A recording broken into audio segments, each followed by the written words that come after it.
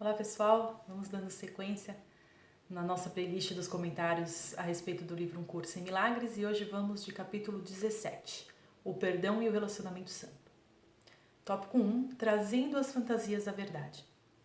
A traição do Filho de Deus se passa apenas em ilusões e todos os seus pecados não são senão a sua própria imaginação. Tudo criado aqui, até mesmo o nosso pecado. Por quê? Porque vamos pensar assim, ó. Tudo que existe é a vontade e a verdade de Deus. Quando a gente vai contra isso, quando a gente contesta isso, a gente já criou uma ilusão dentro da nossa mente, né? E essa ilusão foi crescendo, se transformou no que a gente foi abrindo espaço para essas ilusões irem entrando, se transformaram no que a gente chama hoje de ego. Então, de vez a gente continuar com a nossa mente certa, que é a nossa mente unificada, a gente abriu essa precedência, a gente deu essa permissão para o ego, a gente de própria vontade convidou esse ego para entrar e passamos a raciocinar com o ego. E aí, raciocinando com o ego, a gente criou um monte de ilusão. A nossa vida se transformou numa ilusão total, numa ilusão muito negativa, uma forma de ver as pessoas, uma forma de julgar as pessoas. Nasceu aí a necessidade de defesa, porque a gente começou a acreditar no ataque, a gente começou a acreditar que a verdade ela não era boa para todos, que ela favorecia uns, desfavorecia alguns. Então a gente criou toda essa confusão. E tudo isso é uma ilusão, porque não é uma verdade. Então tudo foi criado em ilusão. A gente começou a dormir, né? Como se a gente, fechasse o olho e começasse a dormir e a vivenciar esse sonho que nós estamos criando. Então tudo isso daqui é uma manifestação ilusória. E a gente tem que acordar disso, a gente tem que reformular as nossas ideias para a gente ter esse despertar. Esse despertar é que vai fazer, a gente voltar a raciocinar com a nossa mente certa e aí a gente volta a unificar. Né? Então todos os pecados que cometemos foram ilusões. Por isso, por criarmos uma ilusão e acharmos que essa ilusão é a nossa verdade, é como se a força olhasse pra gente de cima e visse um monte de gente dormindo, tipo Matrix, e Matrix eles não estão dormindo, mas assim, ó, tipo um monte de gente dormindo, mas vivenciando aquela fase, né? Vivenciando aquela realidade, vivenciando aquele sonho, aquele pesadelo no caso, como se isso fosse uma verdade. E a força olhando. A força não está esperando para julgar, porque a força fala assim, ó, isso que vocês estão pensando é uma mentira. Vocês querem acreditar nessa mentira, vocês vão ser transportados para uma realidade ilusória.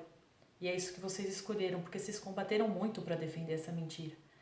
Então vocês criaram essa grande massa, né? Esse tanto de gente que está acreditando e vivenciando essa ilusão. Mas a nós vocês não feriram, porque é uma mentira isso, é uma criancinha guerreando com o ar, guerreando com nada. Porque nós temos a verdade, vocês estão suspeitando dessa verdade, mas essa verdade ela é absoluta. É isso que existe. Vocês querem duvidar do amor de Cristo, do amor de Deus, perdão, da igualdade do amor de Deus? Tudo bem, mas vocês vão passar a viver em ilusão. Tá? Então por isso, e é tudo isso, então por isso que esse pecado que a gente acha que cometeu, esse ataque que a gente acha que cometeu, na verdade é uma ilusão, porque a gente já estava, né, acreditando em ilusões. Quando você acredita em mentiras, você não está atacando a verdade, porque a verdade ela é imaculada. Me perdi aqui, falei tanto agora. Bom, vamos lá. É impossível convencer o sonhador de que isso é assim, pois sonhos são o que são devido à ilusão de realidade que lhe é própria.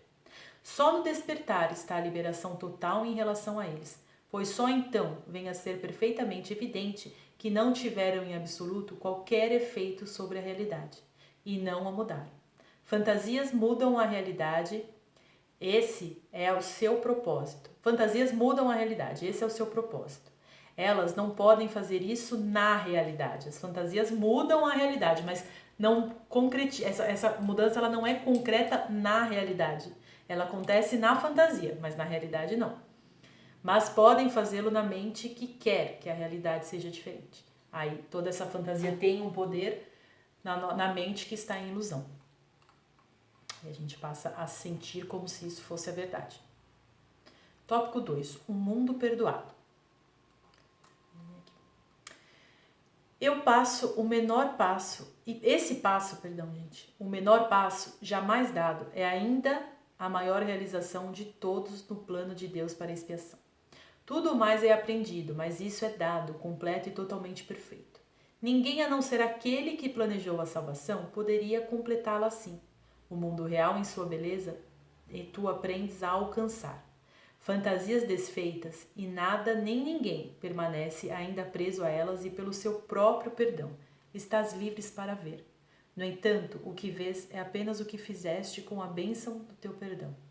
É toda essa transformação através da bênção do nosso perdão. E com essa bênção final do Filho de Deus sobre si mesmo, a percepção real, nascida na nova perspectiva que ele aprendeu, cumpriu o propósito que tinha. Eu acho que lendo isso, né, me dá mais a certeza, assim, pessoal, que a gente não vai estar salvo quando a gente for para um lugar, né, quando a gente for para o céu. Toda essa forma de perceber, quando a gente se unifica com a verdade, quando a gente aplica o perdão, quando a gente exercita o perdão em tudo, para todos, a gente muda o nosso estado assim de sentimento, de emoção, de pensamento. Essa mudança interna, essa, como ele coloca aqui, essa percepção real, né? É isso que é a mudança. É isso que é essa mudança que é o nosso paraíso, que é a nossa chegada ao paraíso. A gente não precisa chegar lá para vivenciar isso. Através dessas ferramentas a gente começa a vivenciar agora. Por isso quando o Hélio Couto fala, né, não precisa sofrer para expandir. A gente pode viver aqui o mundo da verdade, né? Tendo isso, trabalhando esses pontos internamente e aplicando isso para os irmãos também, que a gente consegue chegar nesse estado, nesse renascimento nosso. Tem que começar aqui, agora, não tem que esperar que isso vai acontecer quando a gente estiver no céu. Não, é agora, sempre, lembra? Sempre onde está a nossa consciência, aquilo que existe pra gente. Eu tô aqui encarnada, seja lá o que for, que planeta que eu tô encarnada, em que condição que eu estiver encarnada, eu quero a minha verdade aqui. Eu trago a consciência porque eu sou agora. E eu vou vivenciar essa verdade, esse amor todo do meu Pai aqui, agora, aonde eu estiver. Porque só isso aqui que existe, onde eu tô com a consciência. As estrelas desaparecerão na luz, e o sol que abriu o mundo à beleza se desvanecerá, porque nós não precisaremos mais do sol para nos iluminar, não precisa vir de fora, essa luz vai estar aqui dentro, vai vir de dentro. A percepção não terá significado quando tiver se tornado perfeita, pois todas as coisas que tiveram sido usadas para o aprendizado não mais terão qualquer função.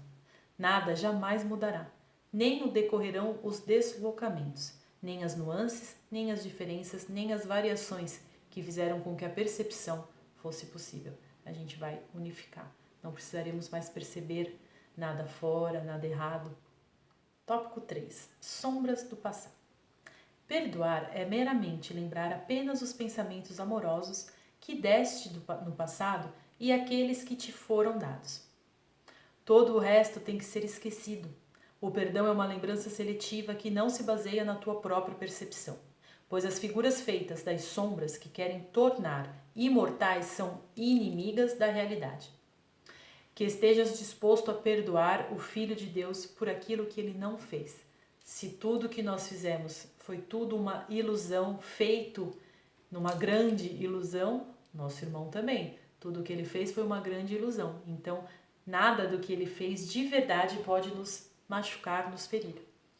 As figuras das sombras são as testemunhas que trazes contigo para demonstrar que ele fez o que não fez.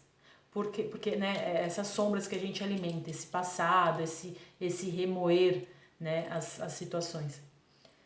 Porque as trazes contigo, tu as ouvirás. Ela vai sempre mostrar pra gente que ela tá aqui, ó, viva.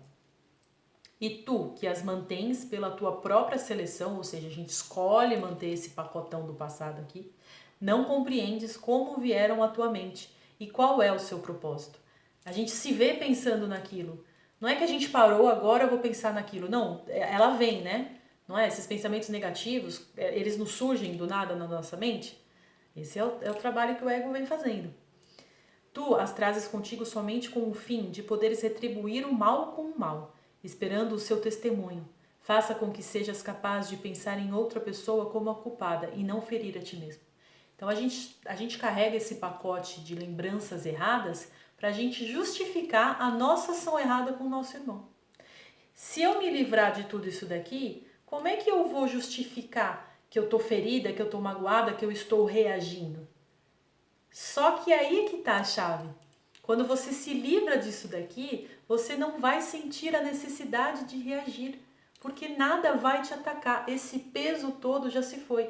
Olha como o ego é maluco. É até difícil de colocar em palavras, porque o ego ele faz a gente carregar aquelas coisas erradas, aquelas fórmulas, a formulação errada de ver as pessoas e ver a situação, para que a gente ainda use isso no futuro, mas ele faz a gente achar que aqui está o nosso pacote de defesa, mas não é pacote de defesa, isso aqui é pacote de justificativa para errar de novo, tá?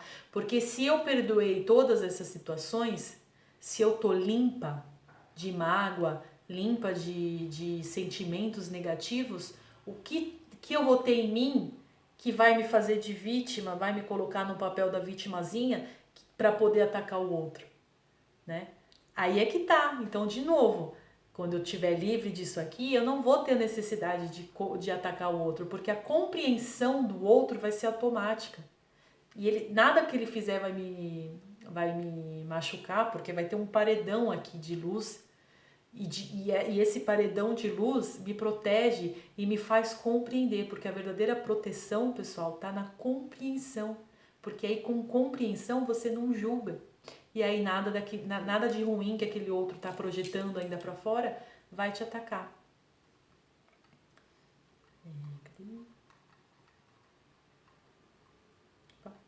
Tópico 4. Os dois retratos. O relacionamento especial tem a moldura mais imponente e enganadora de todas as outras defesas que o ego usa, né? Então ele emoldura aquela figura, né? Seu sistema de pensamento é oferecido aqui, cercado por o sistema de pensamento do ego, cercado por uma moldura tão pesada e tão elaborada que o retrato é quase que obliterado por sua estrutura imponente. Então ele é tão pesado, tão rebuscado, né, de enfeites, que a gente quase não vê o retrato mesmo em si, que é o importante, que é a imagem. Na moldura são tecidas todas as espécies de ilusões fantasiosas e fragmentadas acerca do amor, disposta com sonhos de sacrifício e autoglorificação, entrelaçadas com fios dourados de autodestruição. Então é como se a gente olhasse para o outro através dessa moldura do ego. E essa moldura do ego carrega todas essas coisas negativas e a gente não consegue ver o outro, a gente não vê esse retrato, porque a gente está olhando para essa moldura. Então essa moldura é como se estivesse compondo a figura. Então quanto mais força a gente der para o nosso ego, mais reluzente é essa moldura. Toda vez que a gente olhar para um outro irmão, a gente vai ver refletindo essa moldura e não o retrato em si. A gente não consegue olhar para o outro e reconhecer a sua centelha. A gente só reconhece esses aspectos que o ego coloca nessas molduras. E agora, através da comparação real, uma transformação de ambos os retratos pode afinal ocorrer.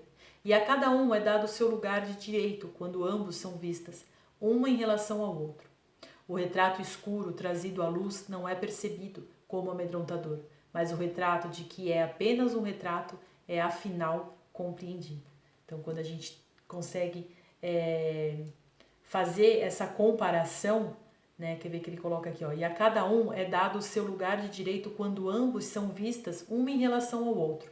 O retrato escuro trazido à luz, né? Então a gente pega toda essa moldura que a gente criou e a gente leva isso à compreensão, a gente leva isso à luz. E aí isso vai se desfragmentando e a gente consegue olhar o outro e aí consegue fazer uma comparação. Peraí, ele tá aqui nessa ilusão que até o meu ponto de vista criou também em relação a ele, mas ele tá aqui em verdade. Assim como nós todos estamos em verdade para Deus. Então você consegue comparar qual dos retratos que a gente anda optando por olhar, né? Optando por ver ao próximo.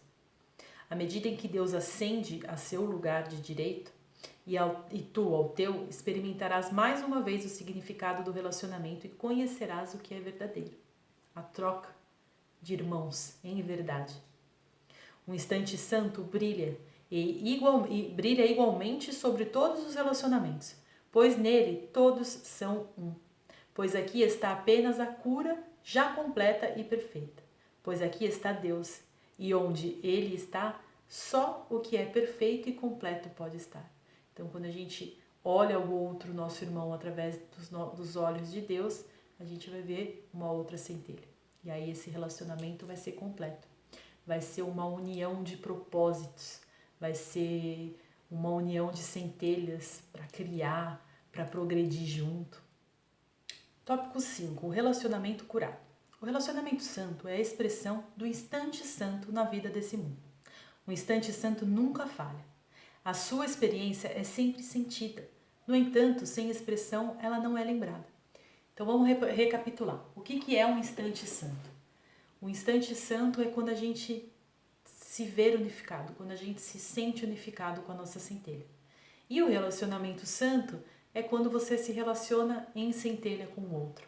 É quando você vê o outro com os olhos da sua centelha. E não do julgamento, não fazendo, né? Não pelo julgamento especial, pelo relacionamento especial, perdão, que é ver os outros com todo aquele julgamento, aqueles aspectos do ego. Então, o instante santo é a nossa conexão com a nossa centelha, e o relacionamento santo é a gente atribuir isso ao nosso irmão também. É a gente olhar o nosso irmão dessa mesma forma, tentando compreender, encontrando nele, reconhecendo ele como também uma centelha. Né? E aí a gente se abre para uma outra forma de se relacionar com o próximo. Aceita com contentamento o que não compreendes e deixa que isso seja explicado a ti à medida em que percebes o propósito que opera nele para torná-lo santo. Então, assim, a gente não precisa compreender todos os aspectos com a nossa mente racional, não precisamos sair por aí analisando, querendo analisar o outro para compreender os seus aspectos. Eu vou ver ele como uma centelha, então ele age assim por causa disso, porque isso é julgar, tá?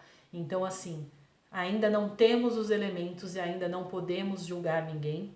Então, o que não compreendemos, a gente simplesmente não compreende. Mas isso não me impede de te ver como uma centelha. De só buscar ver o outro como uma centelha. Não de sair por aí analisando ninguém.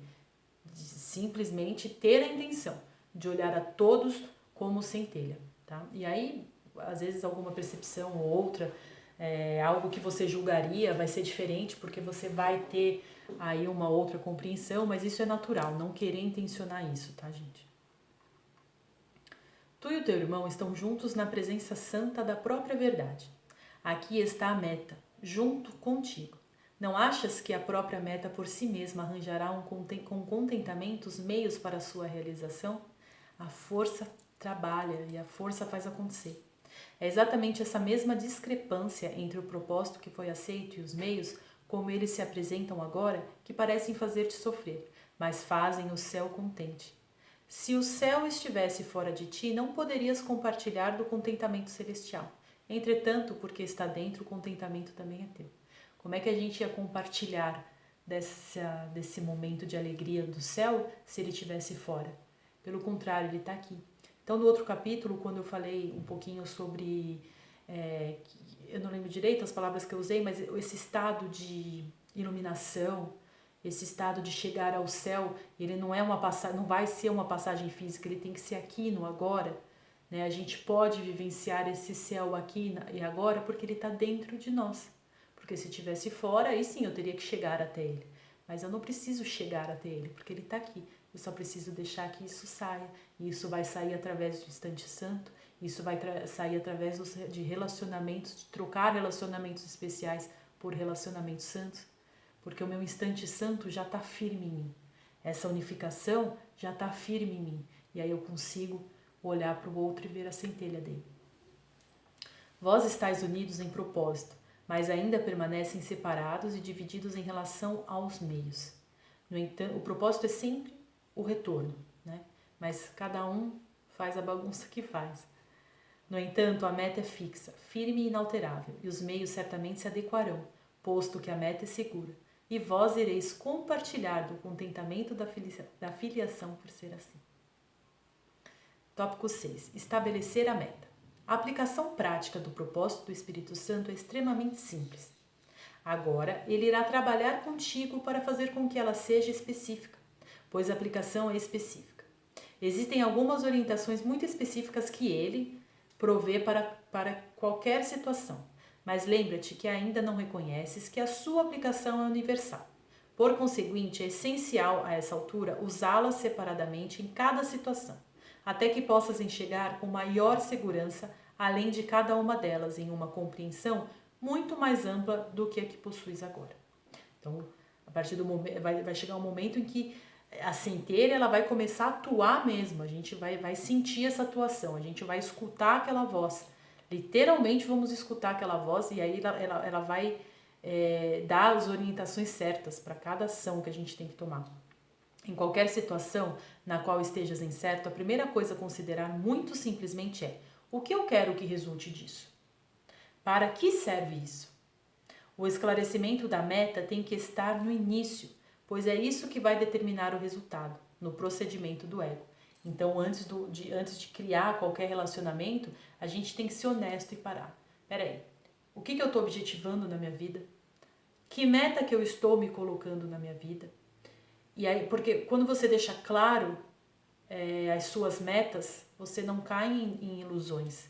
Você sabe cada passo que você quer. Se você se mantém firme nisso, qualquer início de projeção do outro para que ele realize aquela expectativa para você, a sua centelha vai vir e vai falar. E aí você vai escutar, você vai saber, não, eu tô lidando aqui, eu sei que daqui não vai sair algo tão bom, ou peraí, esse caminho, eu tô vendo aqui que essa pessoa tem o mesmo propósito que eu.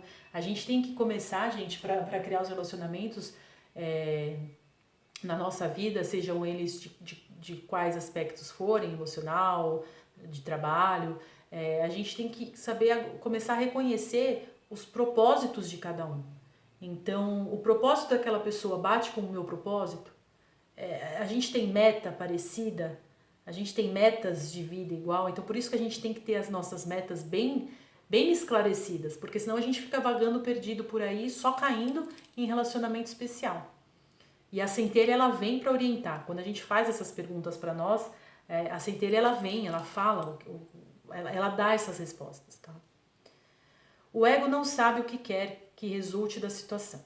Ele está ciente do que não quer, mas somente disso. Ele não tem absolutamente nenhuma meta positiva. Ele só quer confusão, só quer ficar cavando a cova, né? Pra gente ficar cada vez mais encoberto por essa teia dele. Sem uma meta clara, positiva, estabelecida no ponto de partida, a situação apenas parece acontecer e não faz sentido, enquanto não tiver acontecido. Então, tu a olhas sem retrospectivas e tentas compor o que ela significou. E estarás errado. Né? A gente não tem meta nenhuma, a gente criou aquele relacionamento e aí a gente, depois que se frustra, tenta justificar tudo aquilo, ou tenta compreender tudo aquilo e a gente não vai ver saída, não vai ver nenhuma razão nisso tudo, porque a gente começou algo sem ter uma meta, sem saber por que a gente está começando. E estarás errado, não somente o teu julgamento está no passado, mas não tens nenhuma ideia do que deveria acontecer. Nenhuma meta foi estabelecida para que se pudesse alinhar os meios a ela. E agora o único julgamento que sobra para ser feito é se o ego gosta ou não do resultado, é aceitável ou exige vingança. Então a gente começa um relacionamento ou já dentro de uma ilusão, sem clarificar o porquê de estar iniciando aquele relacionamento, aí vem a frustração. A gente não tem elementos porque a gente não quer olhar para dentro, que foi o porquê a gente trouxe aquilo para nossa vida, a gente não olha para dentro, não faz esse trabalho. E aí o que sobra? Sobra para continuar analisando com o ego, né? Então o ego vai falar o quê? Ah, peraí, eu vou deixar isso aqui passar ou não, eu vou exigir uma vingança. Só isso que o ego faz. O valor de decidir com antecedência o que é que queres que aconteça simplesmente está em que percebas a situação como um meio de fazer com que isso aconteça. Farás, portanto, todos os esforços para não ver o que interfere com a realização do teu objetivo e concentrar-te-ás em tudo aquilo que te ajuda a realizá-lo. Então, assim, eu vou começar isso aqui, tá? E o que eu estou levando para isso aqui? Eu estou trazendo essas ressonâncias todas do passado ou não? Eu estou aberta porque agora eu quero fazer diferente, agora eu quero co-criar diferente. Então é isso que a gente tem que perceber. Porque toda vez que eu começo, né, o natural em ilusão, o que que é? É começar aqui carregando isso aqui tudo, né? Carregando todo esse passado aqui. Aí não vai sair coisa boa. As coisas vão se repetir, vão continuar te trazendo decepções. Então, quando eu paro para analisar o que eu estou fazendo, o que eu estou querendo buscar, eu ainda tenho um desejo de vingança sobre essa situação do passado, então o teu desejo de verdade ainda está aqui. A tua meta de verdade, como o livro está colocando aqui, ela ainda está aqui, nessa vingança daquilo que você quer se vingar aqui, tá no teu passado. E aí aquele relacionamento que você está começando aqui, né? Você está trazendo, no fundo, essa é a tua meta. Quando você cura isso daí, mas não, Fernanda, não é mais a minha meta repetir essas coisas negativas, eu quero mudar. Então você vai curar isso aqui, e aí você vai ter um novo começo, e a cada momento de medo, de aflição ou de desconfiança, você vai parar, você vai falar, não, o que eu quero agora? Agora eu não quero agora o que eu já tive atrás, porque esse aqui atrás, se ainda esses momentinhos ainda estão vindo, é porque ainda tem coisa para criar, tá? Mas não quer dizer que não vai, você não vai estar fazendo acontecer, tá, gente? O trabalho ele é constante, a cura ela vai ser constante até desaparecer com o tempo, quando a gente firmar, quando a gente nos tornar assim um pilar firme, né, em verdade. Tá? Mas então não é que então eu tenho que esperar tirar um ano sabático para me curar de tudo. Não, isso não vai acontecer, tá? Porque você cura a partir do momento em que você vai se relacionando novamente, aquilo que você vai buscando novamente, quando você vai acionando, tá? É sempre na ação que a gente tem a cura do que a gente precisa curar. Então estabelece a tua meta, segue a tua meta, mas sempre que vier alguns pensamentos, alguns resquícios, você vai perguntar se isso faz sentido, porque de repente pode ser alguma intuição, né? Alguma desconfiança, pode ser alguma intuição de que, opa, vai ser um relacionamento igual do que eu já tive, ou pode ser medo, porque a gente está carregando. Então sempre sempre analisa, respira, pergunta e deixa a centelha encaminhar as coisas, porque ela é que vai ter essas respostas, né? Todas essas respostas verdadeiras. A situação agora tem significado, mas somente porque a meta fez com que ela fosse significativa. A gente deu uma meta para aquilo, a gente não saiu criando relacionamentos em vão, porque esses relacionamentos em vão, essas coisas em vão que a gente faz, não traz nada de objetivo, não traz nada de concreto. Tópico 7. O chamado para a fé.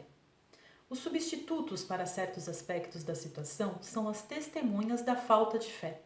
Demonstram que não acreditaste que a situação e o problema estavam no mesmo lugar. O problema era a falta de fé. E é isso o que demonstras quando o removes da sua fonte e o colocas em outro lugar. Se não te tivesse faltado fé em que ele poderia ser resolvido, ele teria desaparecido.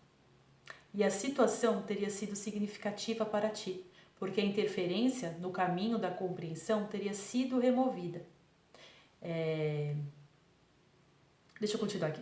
Remover o problema e colocá-lo em outro lugar é mantê-lo, pois removes a ti mesmo do problema e fazes com que ele seja insolúvel. Então, quando a gente está numa situação, né, que a gente separa o resultado, com falta de fé, a gente separa o resultado e a situação no tipo assim, toda situação ela tem o seu momento de cura, ela pode ser curada, qualquer situação que seja, desde que a gente tenha fé naquilo. E ela pode ser curada, mesmo não dando certo, mesmo sendo algo que tenha que acabar, como transmutar para que ela continue ocorrendo, só que da forma correta. Mas sempre tem solução, gente, sempre. Porque tudo que acontece na nossa vida, se você olhar por um lado de reconhecendo que estamos em expiação, tudo que acontece na nossa vida é pro nosso bem. Se for ruim, se for algo ruim, é porque a gente precisa acordar. Vai continuar acontecendo várias situações ruins, até que a gente pare e acorde. Porque não dá para andar, não dá para avançar para a felicidade carregando aspectos que não estão legais dentro de nós. Então, o universo vai meio que conspirar, não é contra, mas ele meio que vai... Na verdade, não é nem o universo, porque é a gente que está atraindo. Né? Então, como a gente não curou certas situações, a gente está atraindo, reverberando aquilo dentro da gente, porque a gente mantém esses sentimentos aqui dentro, a gente não perdoa, então a gente mantém esse pacote aqui dentro. E aí a gente vai atrair as situações erradas. Só que dessas situações erradas pode nascer a cura. Porque a partir do momento que, por essas situações que estão nos machucando, a gente querer mudar isso, a gente querer, não, eu não quero vingança, eu não quero nada, eu só quero curar isso, eu só não quero mais passar por isso. A gente começa a abrir para que abra um leque de ferramentas para a gente curar isso. Né? Então a gente acredita que dá para curar, a gente acredita, a gente tem fé. A gente não fica cabisbaixo e engole e acha que a vida é normal você ser infeliz. Não, a gente sabe que é o contrário. Então a gente passa a ter fé naquilo, a ter fé nessa mudança e a gente passa a reconhecer porque essas situações acontecem. Então aquela situação ruim, ela passa a ser uma ferramenta maravilhosa de cura pra gente, porque a gente reconhece os pontos que a gente precisa curar nisso. E aí a gente não precisa repetir essa situação mais adiante. Então é fazer de uma situação ruim uma ferramenta para um salto, né? Para um salto de despertar de consciência. Uma situação é um relacionamento, sendo a união de pensamentos. Se problemas são percebidos, isso acontece porque se julga que os pensamentos estão em conflito. Mas se a meta é a verdade, isso é impossível. O erro não importa. A falta de fé trazida à fé jamais interferirá com a verdade. Mas a falta de fé usada contra a verdade sempre destruirá a fé. Se te falta fé, pede para que ela seja restaurada onde foi perdida, e não busques fazer com que seja inventada para ti em algum outro lugar, como se tivesse sido injustamente privado dela. A fé, ela vai estar sempre aqui. E se a gente está tão machucado que está perdendo a fé, não, gente, para e vamos pedir novamente, porque ela é nossa, né? Então, sempre quando a gente tiver essa visão positiva para qualquer situação que a gente se encontre, a gente consegue, através da vontade dessa visão positiva, mudar aquela situação, seja aprendendo com ela e transformando ela, ou seja, aprendendo com ela e deixando que ela se vá para que o novo se abra para nós. Tópico 8. As condições da paz. Permite que a verdade seja o que é. Não a invadas, não a ataques, não interrompas a sua vinda. Deixa que ela envolva todas as situações e te traga luz. Com fé, com amor, vamos pedir para que a verdade sempre venha, para que a verdade sempre entre na nossa mente, para que a gente sempre consiga compreender os relacionamentos, compreender as situações, compreender por que as coisas se manifestaram pra gente. Sempre, gente, pedir muito isso, porque através desse pedido da verdade, a gente vai conseguir compreender e curar essas situações, esses relacionamentos, e não mais arrastar isso para o nosso futuro. Quando aceitastes a verdade como a meta para o teu relacionamento, vieste a ser um doador da paz, com tanta certeza quanto teu pai te deu a paz. Pois a meta da paz não pode ser aceita à parte de suas condições, e tiveste fé nesta meta, pois ninguém aceita algo que não acredita que seja real. O teu propósito não mudou e não mudará, pois aceitaste o que nunca pode mudar. E agora não és capaz de afastar dele nada do que ele necessita para ser para sempre imutável. A tua liberação é certa. Dá assim como recebeste. E demonstra que te elevaste muito além de qualquer situação que pudesse atrasar-te e manter-te separado daquilo cuja o chamado tu respondeste. Então, pessoal, vamos nos dar essa meta. Vamos nos dar o que a gente quer para a nossa vida, o que a gente quer manifestar. Vamos nos dar a meta da alegria, da felicidade, da unificação com o todo, da compreensão. Vamos ter fé nisso. Porque não existe, como eu falei, uma solução, uma situação que não tem solução, que não pode ser curada. Tudo na nossa vida pode ser curado quando a gente aceita a verdade para poder, com verdade, compreender as situações para curá-las. Então tudo a gente pode curar e essa cura está aqui. A gente pode curar mentalmente tudo, porque tudo que a gente vivencia aqui é uma manifestação mental. Por que é uma manifestação mental? Porque o que está errado em nós começou na nossa mente.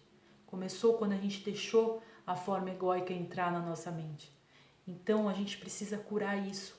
Curar na nossa mente para que essas situações se curem. Né? E tudo tem cura quando a gente muda o nosso ponto de vista em relação às coisas. Quando a gente passa a observar as coisas com os olhos da nossa centelha e não com os olhos do nosso ego mais. E aí, gente, a gente pode sim pedir pela felicidade. A gente merece a felicidade, ela já é nossa, nós já somos composto por toda essa felicidade que a gente tanto almeja. Porque tudo tem solução sim. E a solução, ela vem da nossa mudança mental, da nossa cura mental. Quando a gente parar de usar a mente da forma errada, manifestar, né, os nossos pensamentos, as nossas raciocinações com o ego e passar para usar a nossa mente de forma correta, com as orientações da nossa centelha, unificados com a nossa centelha. Ter fé nisso, acreditar nisso, e todas as situações, todos os relacionamentos, eles vão se curar sim, porque essa é a meta de Deus para nós, para que nós nos unificamos novamente, para que a gente acorde desse pesadelo ilusório que a gente se colocou. É isso que a força espera. É isso que nós vamos receber assim que a gente acordar dessas ilusões. Muito obrigada, pessoal.